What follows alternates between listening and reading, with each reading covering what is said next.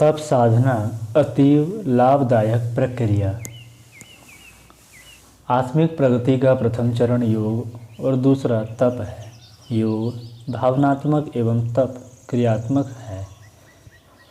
एक को सूक्ष्म दूसरे को स्थूल कह सकते हैं। एक चिंतन परक मान्यता प्रधान और दूसरा क्रिया परक कर्म प्रधान है। मानवीय सत्ता भी चेतन आत्मा और जड़ शरीर के समन्वय से बनी है। इन दोनों को ही परिष्कृत करना पड़ता है। भाव शुद्धि की तरह क्रिया शुद्धि भी आवश्यक है।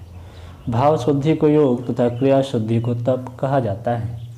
मन चेतन आत्मा और जड़ शरीर का मध्यवर्ती है। इसे दोनों की सम्मिलित सत्ता कहा जाता है। उसे चेतन होते हुए भी 11वीं इंद्रिय माना गया है। इससे स्पष्ट है कि वह चेतन होते हुए भी जड़ की ओर आकर्षित बना रहता है। दोनों क्षेत्रों से संबंधित होने के कारण मन को ही चेतना और काया के परिष्कार की भूमिका निभानी पड़ती है। आखिर गिराने का कारण भी तो वही है। मन की दो विशेषताएं सर्वविदित है। पहला चंचलता और दूसरा सुख लिप्सा। उसे आवारा लड़कों की तरह मटर गश्ती में मज़ा आता है। बंदरों की तरह डाली डाली पर उछलते रहने और चिड़ियों की तरह जहाँ तहाँ फुदकते रहने में उसकी चंचलता को समाधान मिलता है। कल्पना के घोड़े पर सवार होकर वह आकाश पाताल की सैर करता है। इस भटकाव में उसकी अधिकांश शक्ति नष्ट हो जाती है। इसे रोककर उपयोगी लक्ष्य पर उसे केंद्रित करने का प्रयास योगाभ्यास कहलाता है। योग के फलस्वरूप भौतिक जीवन की दरिद्रता का समृद्धि में लय हो जाता है। पिछड़ापन प्रगतिशीलता में परिणत हुआ दिखता है। विभिन्न प्रकार की सांसारिक सफलताएं मन को लक्ष्य विशेष पर केंद्रित करने का ही सत्परिणाम है। उसी से प्रबल पुरुषार्थ बन पड़ता है। अभिष्ट साधन जुड़ते जाते हैं और अनुकूल परिस्थितियां बनती जाती हैं। आत्मिक क्षेत्र में मन को लगा देने से प्रसुप्त शक्ति संस्थानों के जागरण का वातावरण बनता है और दिव्य क्षमताएं प्रकाश में आती है। यह आंतरिक प्रगति सामान्य व्यक्ति को महामानव स्तर तक पर ले जाकर खड़ा कर देती है। यह सब मन के भटकाव को रोकने और उसे लक्ष्य केंद्र पर नियोजित कर सकने का ही प्रतिफल है। चंचलता की वृत्ति से छुटकारा पाकर एकाग्रता के लिए एक धारा में बहने के लिए सधाया हुआ मन कितने चमत्कारी परिणाम उत्पन्न करता है, इसे अनुभव द्वारा ही जाना जा सकता है। प्रगति का समूचा इतिहास तो इस तथ्य का साक्षी है ही। मनुष्य की दूसरी प्रवृत्ति है सुखोपभोग की लिप्सा। भौतिक सुख शरीर द्वारा वासना तृप्ति के रूप में भोगा जाता है। इंद्रियां इसके माध्यम हैं। शिष्णोदर परायणता में रुचि बनी रहती है। स्वाद और विषय सुख की कल्पनाएं करने और साधन जुटाने के ताने बाने बुनने में उसकी अधिकांश शक्ति लगी रहती है। मधुर देखने, सुनने, सूंघने, छूने आदि की इंद्र लिप्साएँ भी इसी विलास क्षेत्र में आती है। अहंकार की पूर्ति के लिए दूसरों को प्रभावित करने वाले कई तरह के ठाट बाट बनाए जाते हैं। संग्रह और स्वामित्व के लिए भी अनेक प्रकार के प्रयत्न करने पड़ते हैं। तृष्णा शब्द में इन सब का समावेश है। अहंता पर चोट पहुँचने से प्रतिशोध की उत्तेजना उत्पन्न होती है। यह क्रोध है। काम, क्रोध, मद, लोभ, मोह, मत्सर यह 6 आंतरिक शत्रु माने गए। संक्षेप में यह सारा विकार परिवार भौतिक सुख प्राप्त करने की मनःलिप्सा की अनेक रंग रूपों में दिखने वाली प्रतिक्रियाएं मात्र हैं।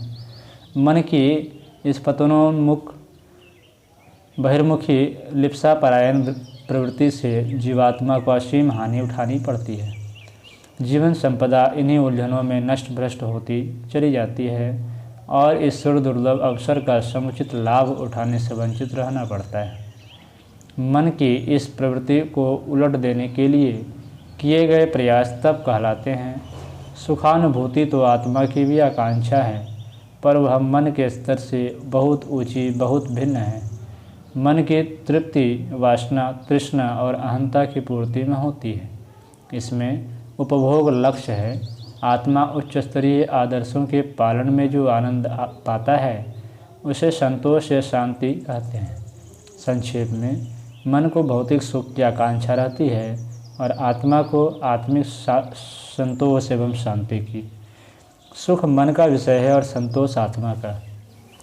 रस्साकशी में एक को हारना, दूसरे को जीतना पड़ता है। मन जीतता है तो आत्मा को असहाय बनकर अतृप्त स्थिति में पड़ा रहना होता है। आत्मा जीतती है तो मन को कुचलना पड़ता है। आरंभ में उद्यत मन को संयत बनाने में काफ़ी संघर्ष करना पड़ता है, पीछे तो उनमें समझौता हो जाता है।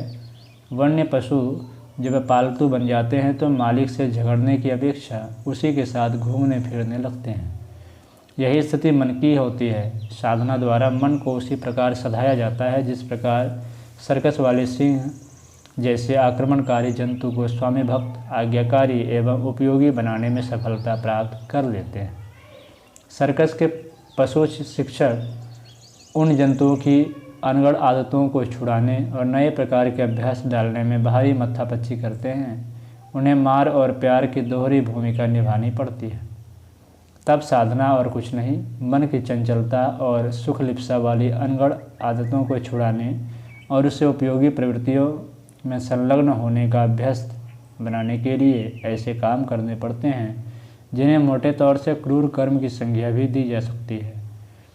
तब का बाह्य स्वरूप कुछ ऐसा ही निष्ठुरतापूर्ण है, यद्यपि उसके पीछे आत्मोत्कर्ष का दूरगामी दुलार ही दुलार छलकता देखा जा सकता है। सुख को गौण और संतोष को प्रधान मानकर चलना, मन को गौण और आत्मा को प्रधान मानना, यही वह परिवर्तन है जिसके आधार पर किसी को तपस्वी कहा जा सकता है। तप में तितिक्षा का शारीरिक, मानसिक एवं आर्थिक असुविधाओं का आधिक्य होने से उसकी शारीरिक सुख सुविधाओं में कमी होती है तो मानसिक हास परिहास का अवसर भी छिनता है।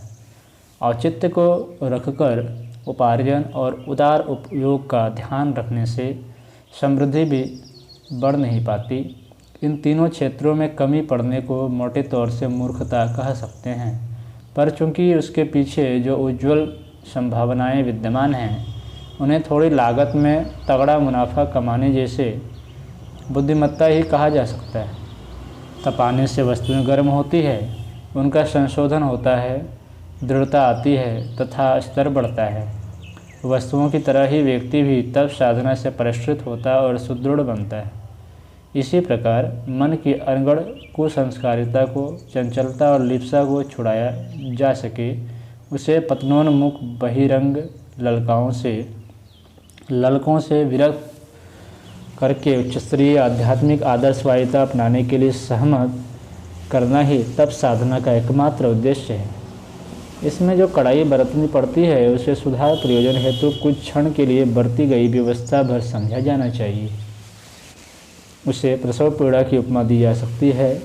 सत्परिणाम प्राप्त करने के लिए किसान, विद्यार्थी, पहलवान, श्रमिक, व्यवसायी, कलाकार आदि को बाल चंचलता से विरत होने के लिए मन मारना पड़ता है और अपने रूखे नीरस प्रयोजनों में तन्मय होना पड़ता है। मोटे तौर से इस साधना को अपने साथ बरती गई कठोरता ही कह सकते हैं। दूसरे शोक मौज में निरत आदि साथ ही इसे मूर्खता भी कह सकते हैं, पर वस्तुतः वह आरंभ में बीज की तरह गलने और पीछे विशाल वृक्ष के रूप में विकसित होने वाली दूरगामी बुद्धिमत्ता ही है। आयुर्वेद के रसायनवेत्ता कई प्रकार की गुणकारी भस्में बनाते हैं। अभ्रक भस्म, वंग भस्म, प्रवाल भस्म, लोह भस्म आदि के मुख्य गुण प्रख्यात है। यह उन साधारण सी वस्तुओं के तपाने गरमाने का ही प्रतिफल है। पानी गर्म करने से भाप बनती है और उसमें रेलगाड़ी का इंजन जैसी भारी वस्तुएं धकेली जाती है। बल्ब का जरा सा फिलामेंट जब गर्म होता है तो रोशनी देता है। दीपक के बारे में भी यही बात है। गर्मी ही प्रकाश के रूप में परिवर्तित होती है, उसी को शक्ति के रूप में परिणत किया जाता है। व्यक्तित्व की सत्ता को तपाने से ही उसमें सर्वतोमुखी प्रखरता उत्पन्न होती है। प्राचीन काल में विद्यार्थियों को गुरुकुलों के कठोर वातावरण में रहकर पढ़ने के लिए भेजा जाता था, जिससे वे कष्ट साध्य जीवन यापन करते हुए अपने शरीर को सुदृढ़ और मन को सहनशील बनाने की साधना में उत्तीर्ण होकर प्रखर प्रतिभा विकसित कर सकें। कच्चे फलों को भूसे या अनाज की गर्मी में बंद रखकर पकाया जाता है। आम प्रायः इसी प्रकार पाल में पकता है और अपना खट्टापन हटाकर मीठा बनता है। दूध को गर्म करने पर घी उपलब्ध होता है। सामान्य पानी को औषधि उपयोगी डिस्टिल्ड वाटर बनाने के लिए उसे भट्टी पर चढ़ाया जाता है और भाप बनकर उड़ाया जाता है। तब साधना द्वारा कष्ट साध्य परिस्थितियाँ उत्पन्न की जाती हैं और उन्हें सहन करने की तितिक्षा का सहारा लेकर अपने को परिष्कृत करना पड़ता है। सोने को आग में तपाकर ही विविध प्रकार के आभूषण बनते हैं।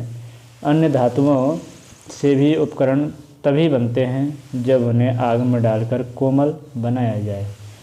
मनुष्य की जड़ता एवं कठोरता को सुकोमलता में बदलने और अमुक सांचे में ढालने के लिए तपश्चर्या की रीति नीति अपनाना आवश्यक होता है।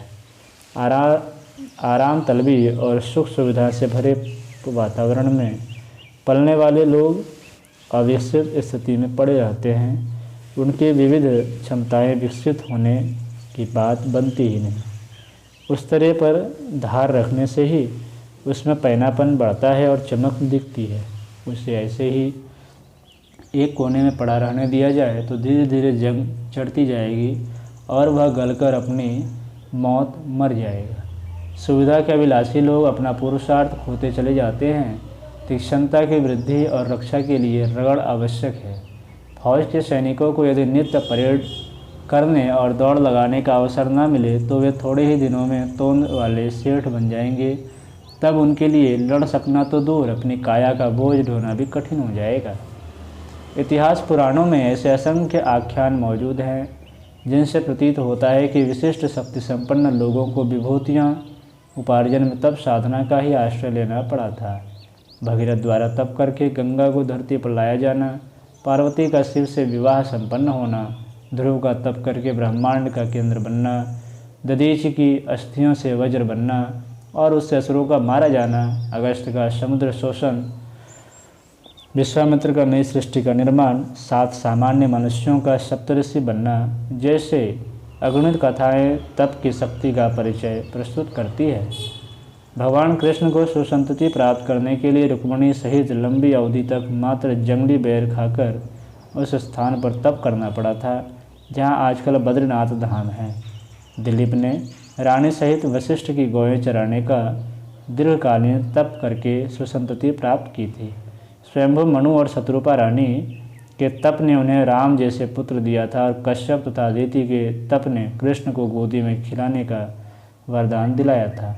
इन प्रसंगों में यह प्रतिपादन है कि तप द्वारा मनुष्य भगवान का भी पिता बन सकता है। आत्म साधना में तपश्चर्या को प्रमुखता दी गई है। तप के कारण उसकी गर्मी से प्रसुप्त शक्तियों की जागरण की परिस्थितियां बनती हैं।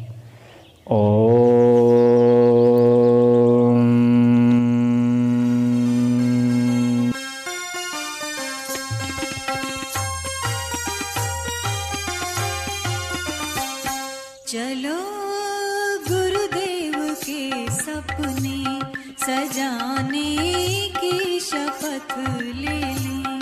चलो गुरुदेव के सपने सजाने की शपथ ले